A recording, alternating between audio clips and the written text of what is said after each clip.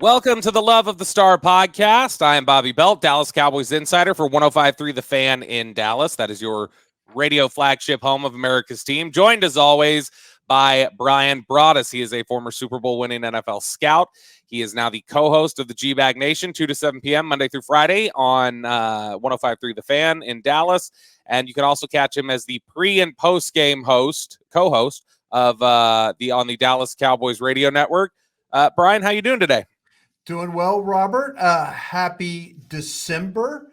Man, this year is flying by. So that's what happens. That's what happens. You get through training camp, you get through like the first month, and then the next thing you know, you're into December and you're talking about meaningful football games. And there's a lot of teams playing meaningful football right now. Yeah, it's funny. This year, you say this year's been blowing by. It's funny. I feel like we've made up for 2020 was about the slowest year on record.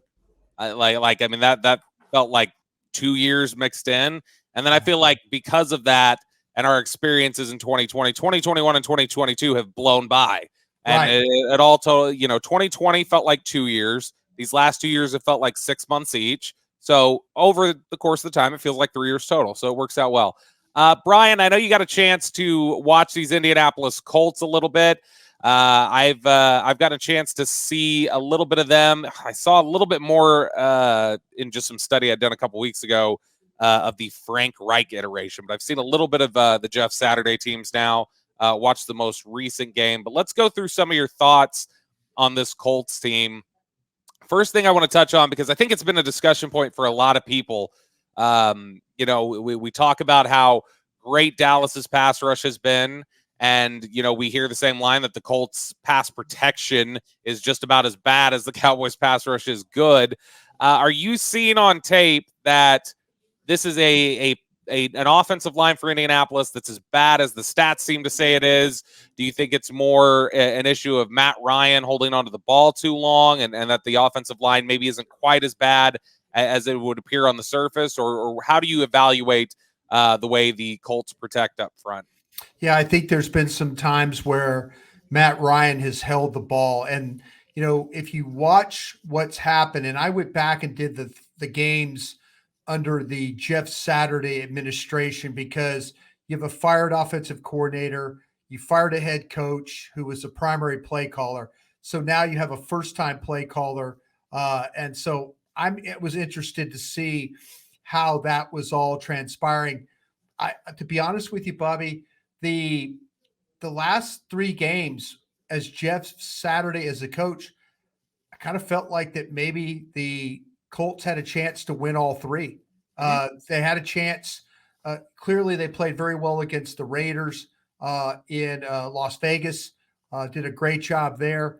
They had Philadelphia on the ropes in their game a couple of weeks ago, to the point where if they could have found any kind of offense there, they were able to get turnovers. They caused a turnover to start the second half, coming from behind. Ngakoue stacks Jalen Hurts, balls on the ground, balls now inside the 20, chance, but then you end up with a field goal. They miss a field goal. They had some chances. And then you look what happened to them on Monday night against Pittsburgh. They were in that game, had a chance, gave up a lead, got in a situation where they were, they could have very well won that game if they managed the game, at least got the thing to overtime. So I think when you look at the Colts and watch them play, the ball doesn't go down the field very much. The offense struggles to score points. It's a very capable running game with Jonathan Taylor as that running back. He's 5'10 and a half. He's 225 pounds. He's a load coming at you. He hasn't been clearly as productive as he was last year, but this is a team that's capable of, they're capable because of the player. And I think the thing with Matt Ryan is you watch him play, and when he's had trouble, he's held the ball. He's held the ball, and that's resulted into a lot of sacks because it's not that he's not sure. It's just that he doesn't want to put the ball into some harm's way. I feel like they've got a couple of good, decent receivers when you talk about Michael Pittman. And then one of my favorites was Alec Pierce from University of Cincinnati. Both these guys are tall, long kinds of players, but you don't see the ball go downfield a whole heck of a lot, with these guys. Paris Campbell's kind of, and everything is kind of underneath. Yeah. And, so they're trying to get the ball out a lot quicker. I just have a feeling in this game against the Cowboys, I don't know. I say this every week. We talk about it every week. I don't know why you wouldn't come into a game plan and thinking, hey, we need to run the ball. Teams have seen what's happened when you're not capable of playing with balance. You get put in situations like what happened in Minnesota. They give up sacks and they give up pressure, and it turns out to be a loss. So I think the Colts are going to come into this game. Jeff Saturday is going to say, hey, we've got to run the football. We've got to try and test these guys. Now, where it's going to be up to is the Cowboys offense. Can you put this Colts defense on skates and then continually score and score and score and put pressure on the Colts offense to have to stay with you? I think this game is really going to be more about the Cowboys offense than it is their defense. Now, you talk about how Jonathan Taylor is still a very productive runner, even though he's not quite up to the level of performance that we saw last year. We can see the Indianapolis offense has struggled a great deal. I mean, and in large part, the offense and its struggles are why Frank Reich is no longer there. Right. Because I mean, they can't score points. The defense, oddly enough, for a team that fired their coach in the middle of the year, the defense is pretty solid. I feel like they don't give up a ton of points. They're I wouldn't say they're one of the top 3 or 4 defenses in the league or anything like that, but they are a better than league average defense. I feel like. Where do you feel like there may be some susceptibility for the Cowboys to take advantage of this matchup, though? Because I feel like one of the areas that would be good to see is if early on Dak Prescott can put pressure on this Colts team by putting up some points, forcing them to get away from Jonathan Taylor and forcing Matt Ryan to have to beat you through the air with Alec Pierce and Paris Campbell and Michael Pittman and guys like that. Well, when you look at the Colts defense, the numbers say it is, one of the better defenses in the league. But the problem that they run into is they're in a lot of games where they trail. And, if you look at the Colts, it's just an example, in the second half of their games this year, they've only had 50 snaps where they've had a lead. That's it. And they've played 12 games. They've only had 50 snaps all year long. And that's only ahead of the Houston Texans as far as that number. And the Colts, what happens is, teams don't throw the ball against them because they're always behind. Yeah. I mean, teams are, you're trying to run the clock out. The Colts face and here are numbers for you. The Colts just face about 30 pass attempts per game because they trail in so many games. So their pass defense is really, really, really good, but nobody throws the ball on them, But they're in a situation, though, when teams do throw the ball on them, teams complete like 69% of their passes. That's 29th in the league. They play a ton of zone coverage. They give up like almost 7 yards an attempt. That's like 12th best in the league. 10 yards per completion. That's 5th in the league. And then only a touchdown rate of around 4%, which is 10th in the league. So, you see sometimes by playing behind, teams will say, well, we're not going to throw the ball on them because we're just trying to run it out, And if you look at the rushing numbers, I don't think are as good as what their pass numbers are, or pass defense. So, yeah, this is a tough game, when you look at the Colts, because they're in a situation where they just don't ever have a lead, they don't ever get to use their defense to their advantage. And when the Cowboys get in a situation, I mean, with Dak Prescott, and here I am killing you with numbers, But like, you Hey, look at, numbers are good. Numbers are good. but since, the Cowboys have been 57% with on third down since Dak Prescott's come back in week 7. That's the highest rate in the league. Yeah. And so the Colts are going to have to deal with that. And the Cowboys are a really good balanced team. So me personally, I kind of feel like you can throw the ball because I watch, Gilmore and those guys. I think you got to step on Gilmore. I think you have to attack him in this game. The 3 games that I watched, teams were making plays on him. This is not the player that we saw that was that shutdown guy Right. in New England. So if I'm the Cowboys, by all means, I'm throwing the ball on these guys. I'm going to protect. I'm going to try and find a way. They're a 4-man rush. They don't like the blitz. Ngakoue is like their best player when it comes to the rush. Find a way to block him. Find a way to take care of Buckner inside, and kind of work from there, and then make these plays, in their secondary. I think the Cowboys are more than capable of doing that. And the more you do that, the more you score. That puts the most pressure because, again, here's numbers for you again. The Cowboys are the first in the NFL in points per drive at 3 points per drive since Dak returned again, week 7 again. The Colts are 31st points per drive offensively at 1.4. That's 31st in the league. So you see where I'm getting at, and that's since week 7. Dallas continues to score points. Colts can't score points, and that puts a lot of pressure on their offense. It's funny you talk about challenging through the air, and there's a couple corners there that I think are familiar names for NFL fans. You mentioned Stephon Gilmore. Kenny Moore is another one that some fans would be familiar with. But the guy that I was kind of impressed with there in their secondary actually was Isaiah Rodgers. He looks like a pretty good little corner. I think that I think you're right. I think I'd try testing guys like Kenny Moore and Stephon Gilmore before I throw the direction of Isaiah Rodgers. But yeah, they've got they're not a bad football team in terms of talent. Like, that's the interesting thing about this team, Brian, when I watch them, is that I don't feel like they're just this complete talent deficit. I think they've got decent players across the board. What's your best reasoning, you think, for the struggles that this team has? Does it just come back to they've never been able to figure out how to replace Andrew Luck? I mean, is that honestly what it comes down to? They don't have a quarterback, and it puts them in bad situations where they fall down, and then the defense has pressure on them, because it feels like they've got a decent roster. It doesn't feel like a bottom of the league roster to me when I watch them.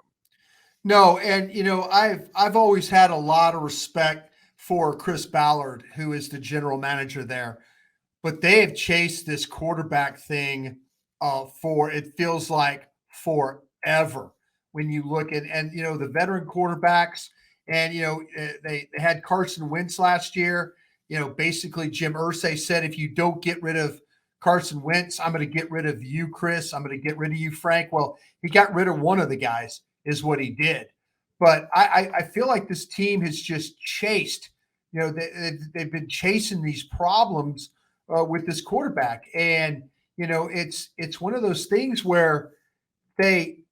The turnovers are a huge problem in these games. I mean, you go down, it seems like that every game they have multiple turnovers. They had 3 turnovers against Jacksonville in week 2, lost the game. Had 3 turnovers against Tennessee in a game that was played in week 4. Had 3 turnovers in another loss to Tennessee in week 7. Had 2 turnovers against the Commanders in week 8, lost the game. They're going to turn the ball over. That they've only had 1 game where they didn't turn the ball over offensively, and that was against Jacksonville in week 6. So they turn over the ball. They don't get first downs along the way. You watch they've had games where they've had 9 first downs in a game. They've had 17 first downs in a game, 15 first downs, 8 first downs. 14 first downs in a game. They just don't sustain the ball. They don't finish drives. That's a big problem for them. They turn it over. They're not good at getting first downs, and the offense struggles scoring points. Would you anticipate? I mean, obviously we've seen Matt Ryan's struggles and everything else, but last year we saw in particular Dan Quinn seemed to have a real good beat on that guy, which makes a lot of sense. He was in the same building with him for a long time. Would you anticipate him being able to come out and have him figured out? Or do you think that was more just an advantage he had over Atlanta as a whole coming out of that building the year before?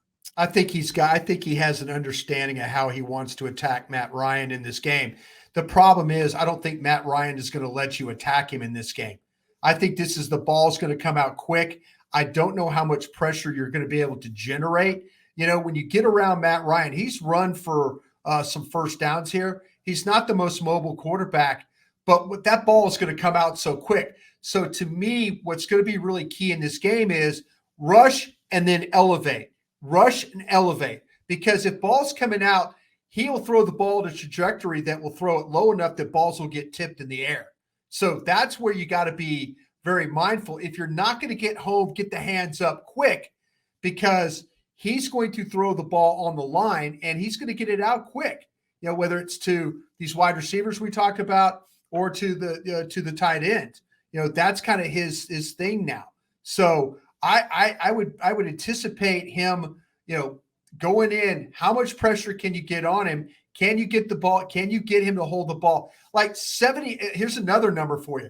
I'm full of numbers. You're full of numbers today. I'm full of numbers. I was just looking, and like 79% of their passes are under 10 yards. Routes are under 10 yards.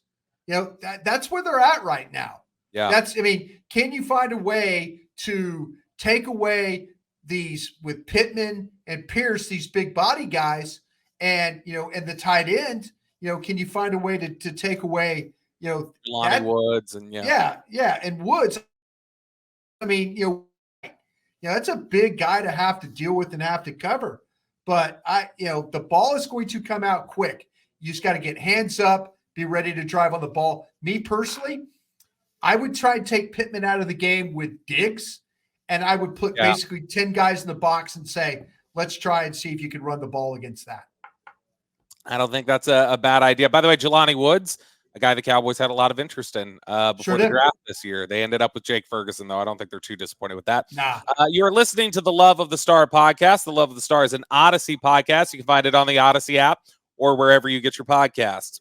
Now, Brian, let's take a look at some of these. We just talked a lot about the issues that the Colts have. Let's take a look more closely at the issues that the Cowboys have, which the number one issue everybody wants to talk about right now is penalties. It's been a big discussion point all this week after the Cowboys had a really rough showing in terms of their penalty count against the Giants. It was 13, I think it was. Just rough day for Tyler Smith. You had false starts, holding calls. It was just a tough day overall for the Cowboys in the penalty department.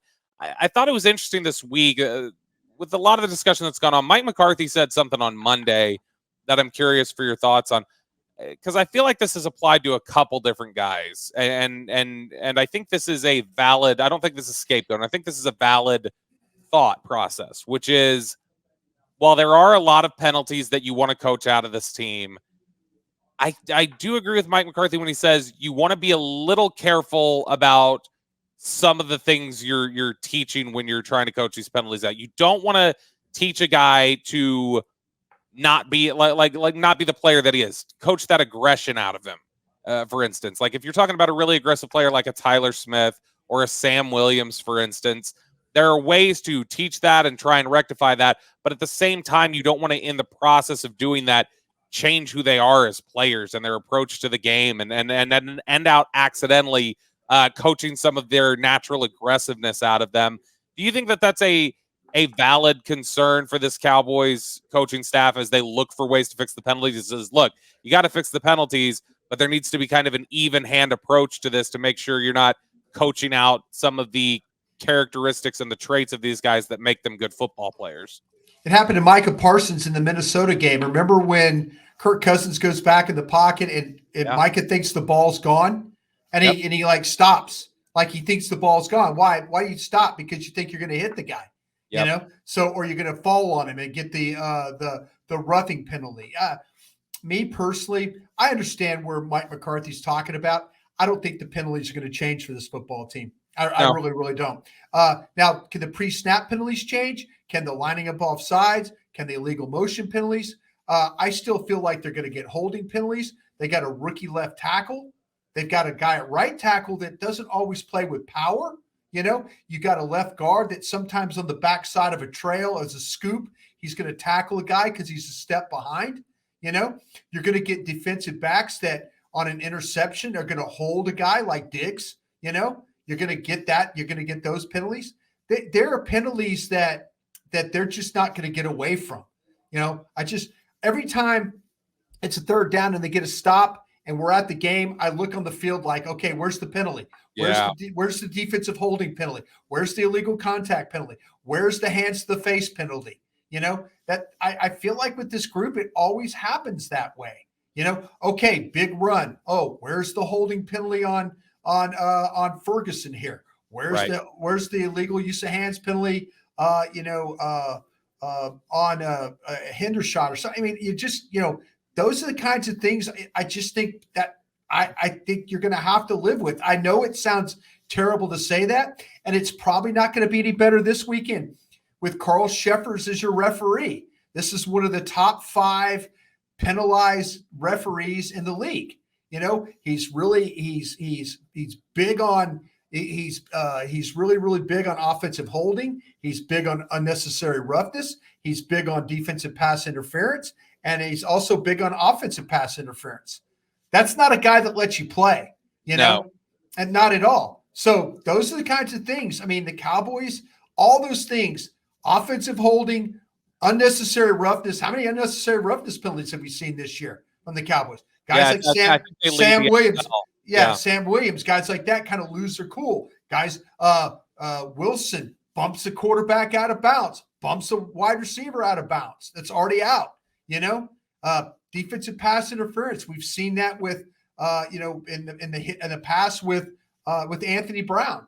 So I just don't think it's something they continue to talk about. They have officials there. They work on it. They bring officials. They submit information to the league. They know who these officials are, and they still get these penalties. So my hope, Bobby, right now, my hope is that they don't have a game that costs them because of one of these types of like these penalties where the offensive holding, unnecessary, roughness penalties, running in, some kind of crazy running into the kicker, some penalty that gives somebody a first down, and keeps a drive going and allows them to win a game. Here, it's interesting. So, and I think those are all really good points. And I agree with you that you're not going to fix the penalty. You're not going to. So here's the interesting thing. I think when you talk to people, with the Cowboys, I think there's a thought in there that, look, probably right. Probably not going to be able to just fix being a heavily penalized team. But what you can fix potentially is make sure you're focused on fixing the third down penalties, or make sure you're fixing the red zone penalties, or aspects like that. Is that a more attainable goal, do you think, for this coaching staff? If they go, look, we're not going to fix this as a whole, but maybe we can do better to make sure we're, we first and 10 false start. Yeah, it's not fun to be in first and 15, but we trust our offense. We trust our guys are going to be able to get us out of that.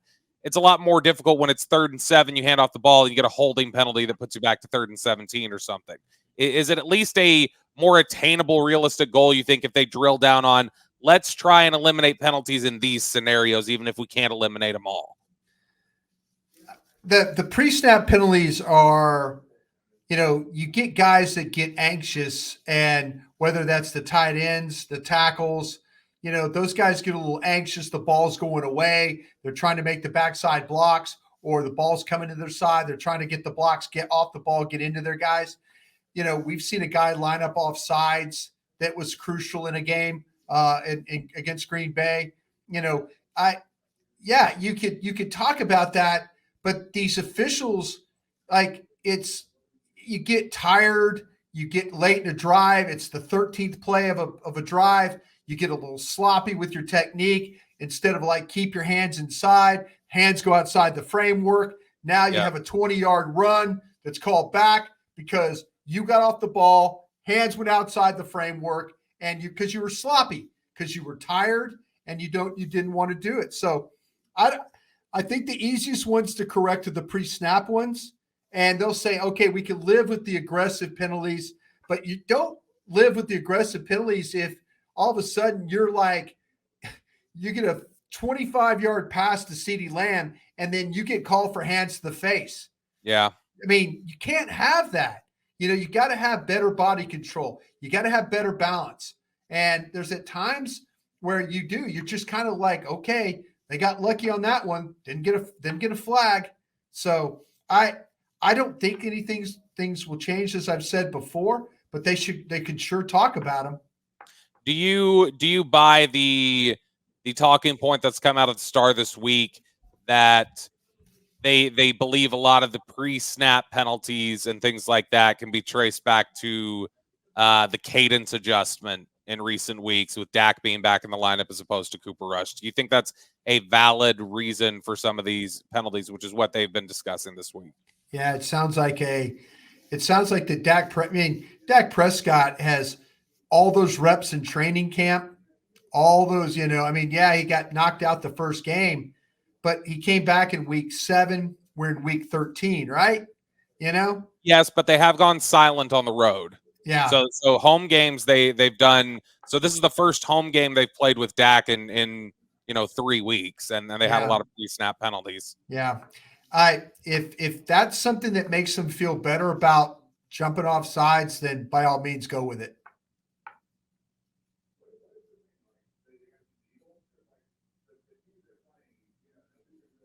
So you guys be double years.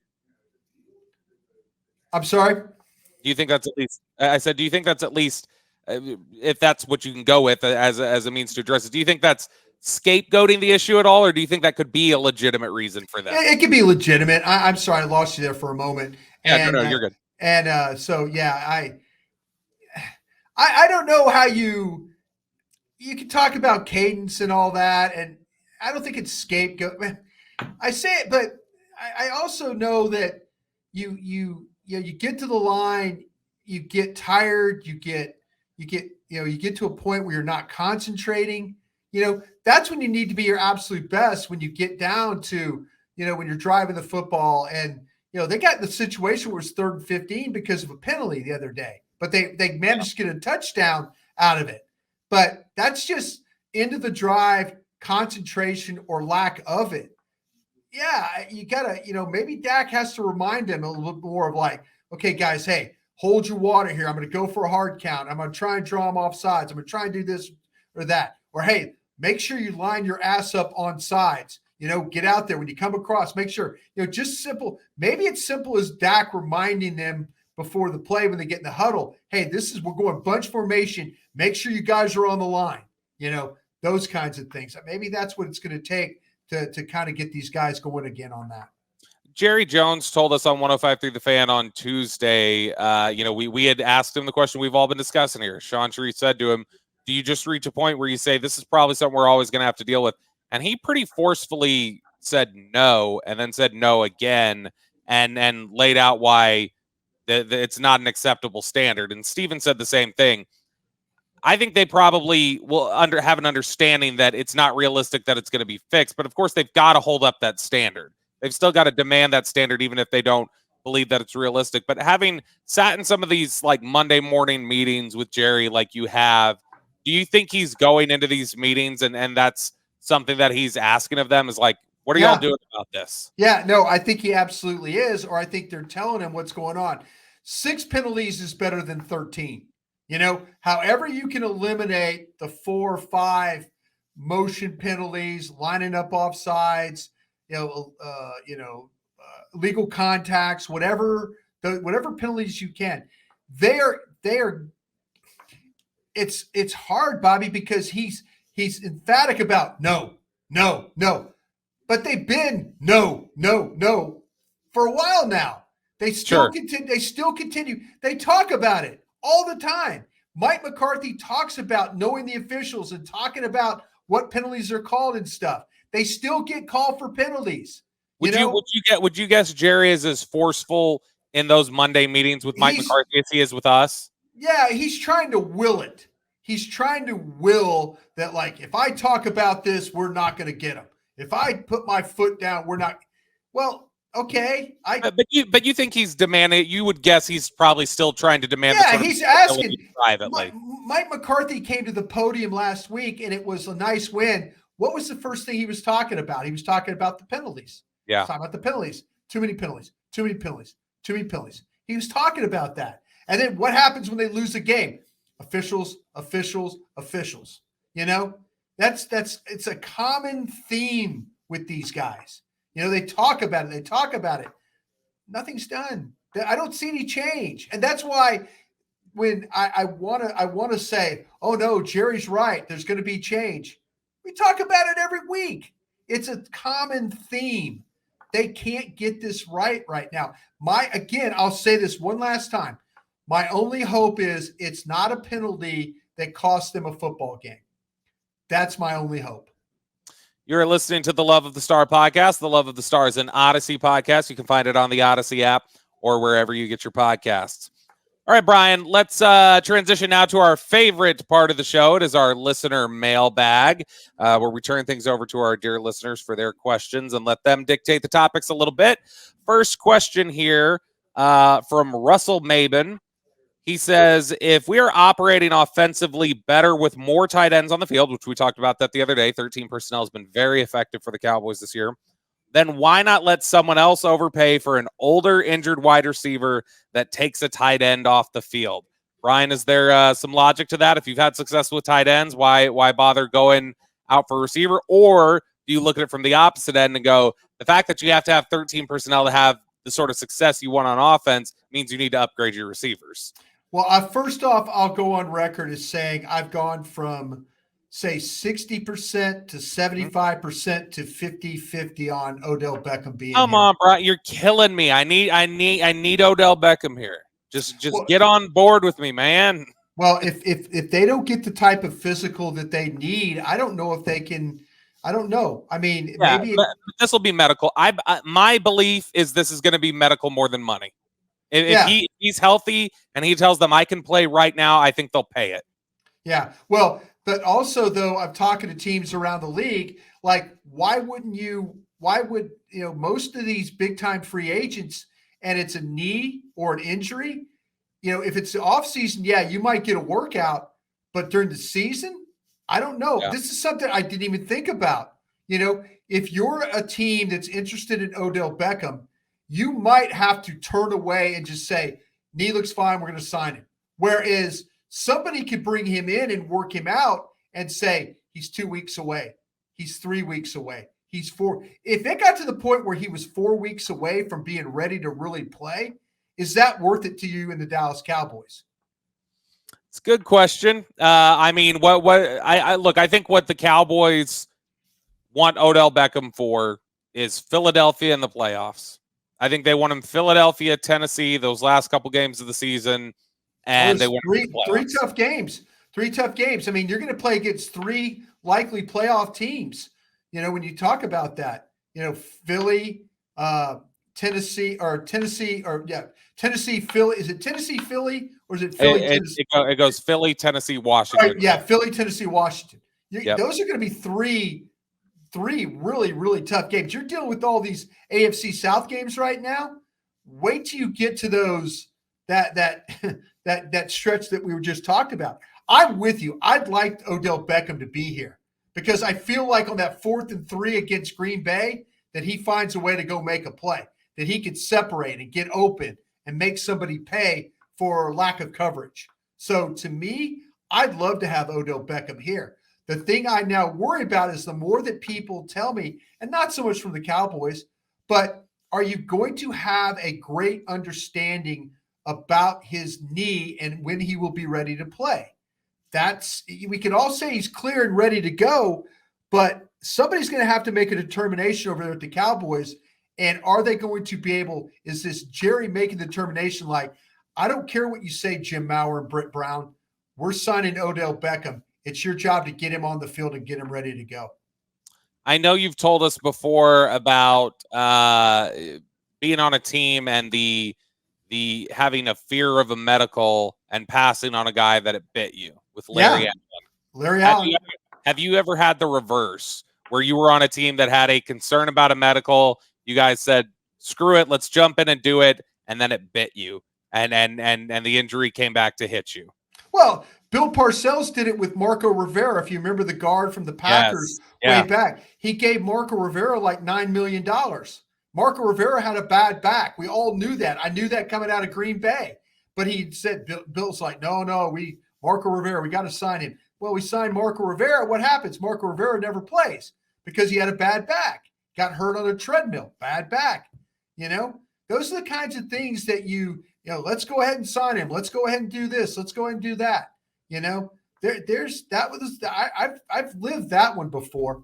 I just, like I said, I did not think about bringing Odell Beckham in and really getting a good workout out of him to kind of figure out how far that knee is.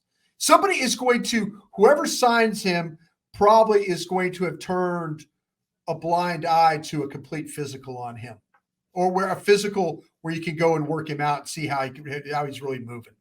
Is that a case where you think maybe a player that or a team that ends out working out a deal, whether it's the Cowboys or somebody else, is probably going to have to be somebody who feels they have a good, trusting relationship with the agent?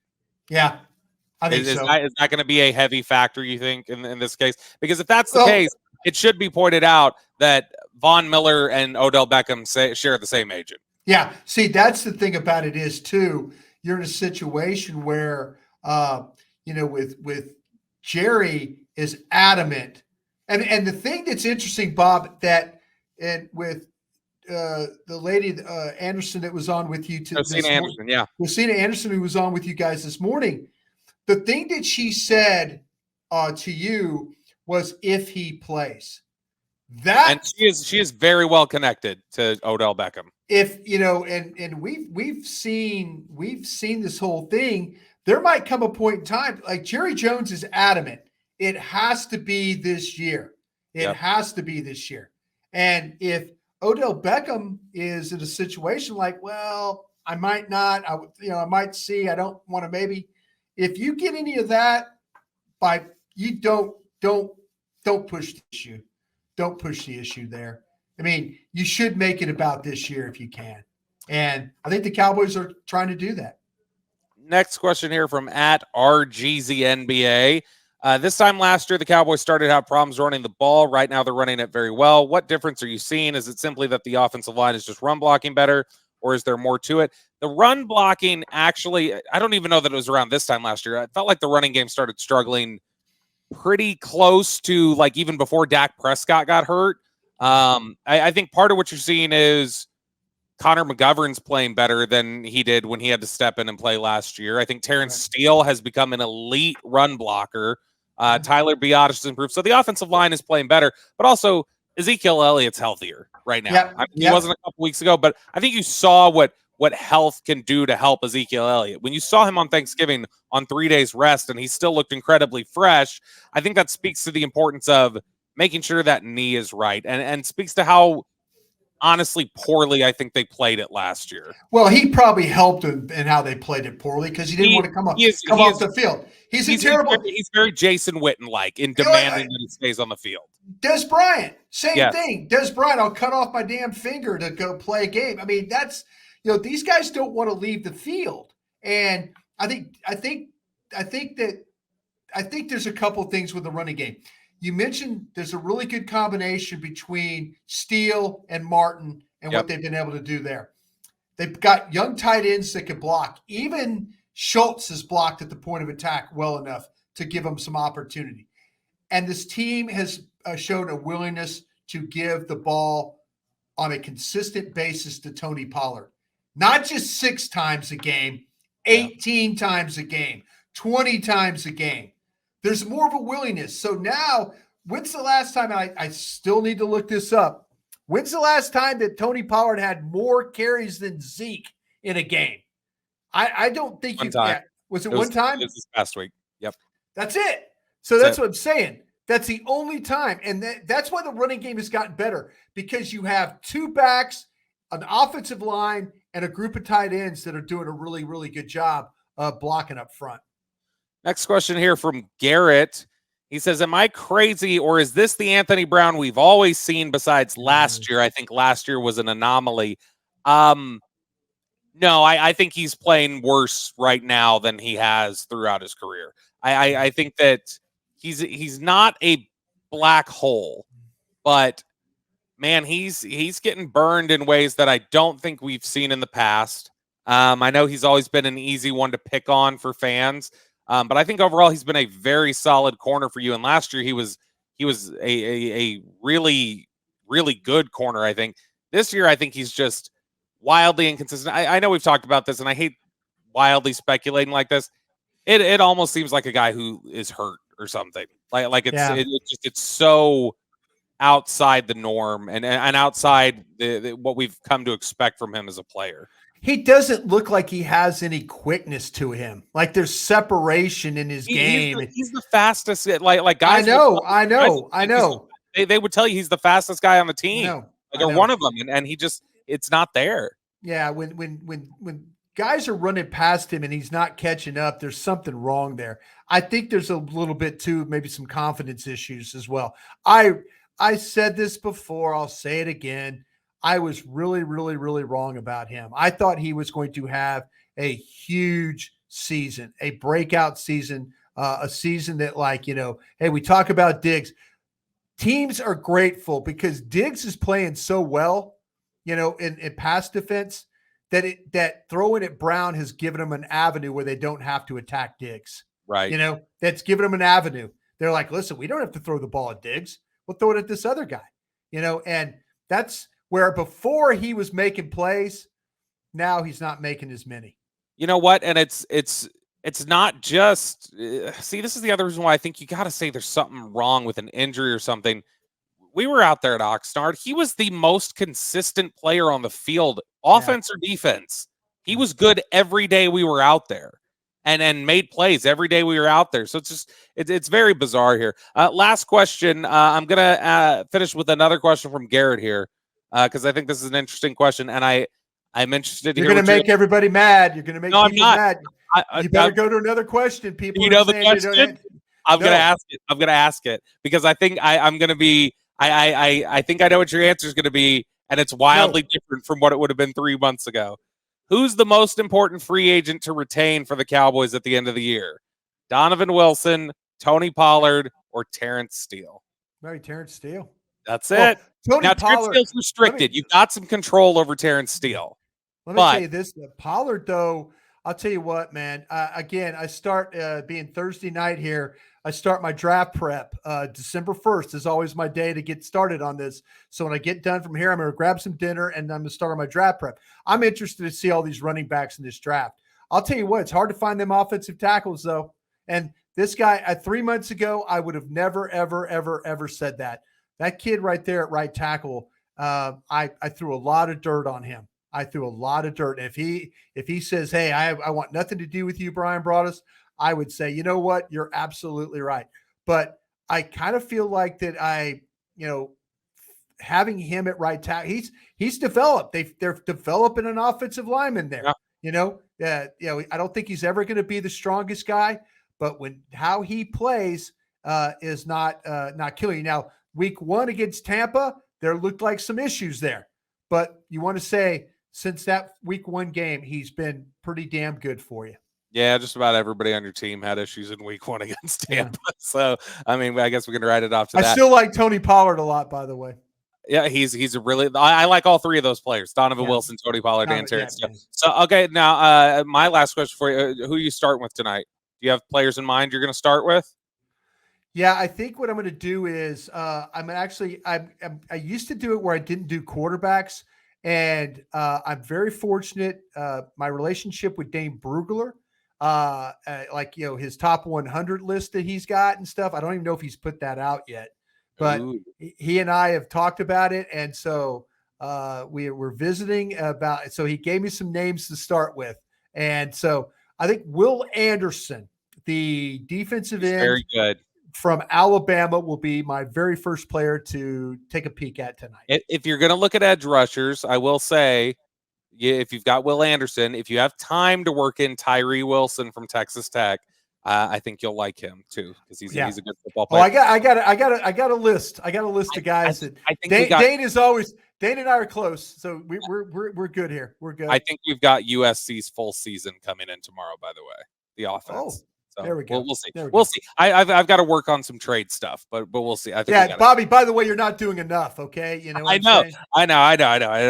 Yes, sir. I will get on that. Thank you so much to you guys for listening. We appreciate all of you. Come out on Saturday, Boomer Jacks. Hey! Go to my Twitter. I'll be tweeting about it. I'll pin the tweet. But we'll be at Boomer Jacks in Arlington. I believe it's in Highland. What do they call it? Highland Village Center or something like that. Yeah, it's really nice from what I understand. But yeah, should be a great time. Come out and see us. We got round tables. Talk a little. Maybe we'll have I'll have some draft thoughts, Cowboy thoughts. I'll be incredibly drunk. I'll be very drunk. It'll be great. You'll enjoy it. It'll be a wonderful time. You can talk to Brian about football, and I'll drunkenly talk to you about whatever you want to talk about. Until next time, we'll talk to you guys later. Thanks so much for listening.